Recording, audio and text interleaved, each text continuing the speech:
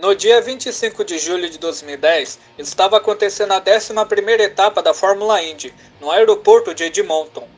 A corrida estava em bandeira amarela e indo para suas voltas finais. Hélio Castroneves da Penske estava na liderança com seu companheiro Will Power logo atrás dele. No início da volta 92, o safety car foi para os boxes e a corrida recomeçou, faltando 3 voltas para o fim. Na entrada da primeira curva, Power foi para o lado de fora e Castroneves também foi, mas de maneira bem suave para que pudesse pegar a melhor tangência na curva 1. Isso fez com que o Homem-Aranha levemente espalhasse para cima do australiano, que perdeu a segunda posição para Scott Dixon da Ganassi.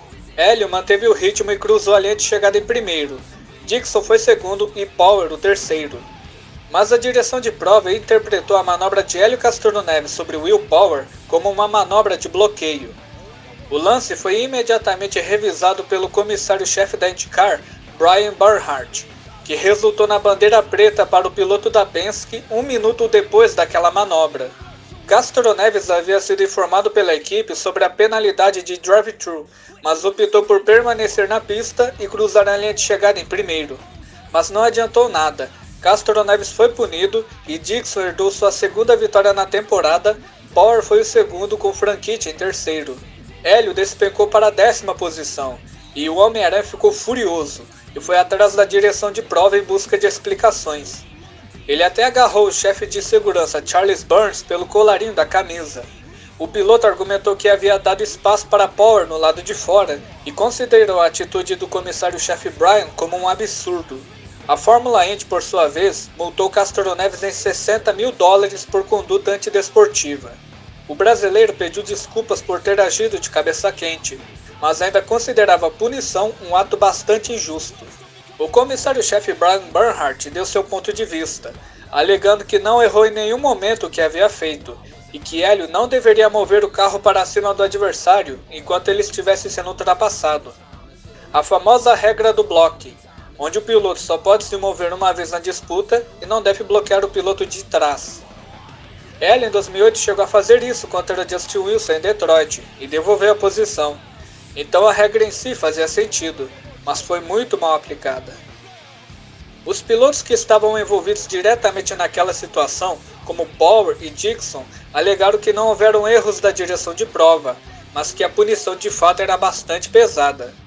Lembrando que Brian era muito duro e rigoroso nas regras e punições, não tolerando até mesmo se o piloto desse um toque no adversário ou passasse por cima do equipamento nos boxes. E ficou por isso mesmo. Hélio acabou sendo roubado de forma descarada na corrida. A Penske tentou apelar, mas não adiantou. Então o Homem-Aranha precisou se contentar com a 10ª posição.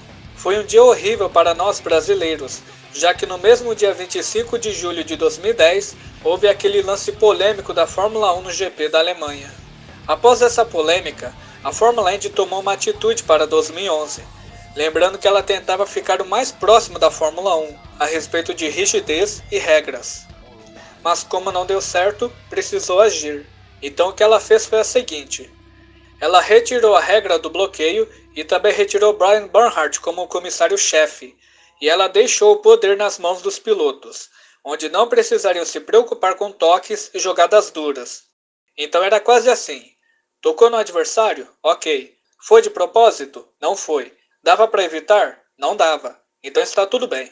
Se o piloto prejudicado achar isso ruim, devolva na mesma moeda na próxima corrida ou procure o causador do acidente após a corrida para conversar. Em Toronto 2011 foi prova disso.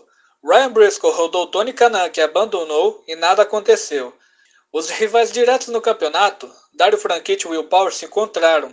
Franchitti rodou Power e não foi punido pela manobra, vencendo a corrida e ainda não fazendo nada a respeito, mesmo com o australiano cuspindo maribondos a respeito do que aconteceu. E vocês, acham que essa punição do Hélio foi justa?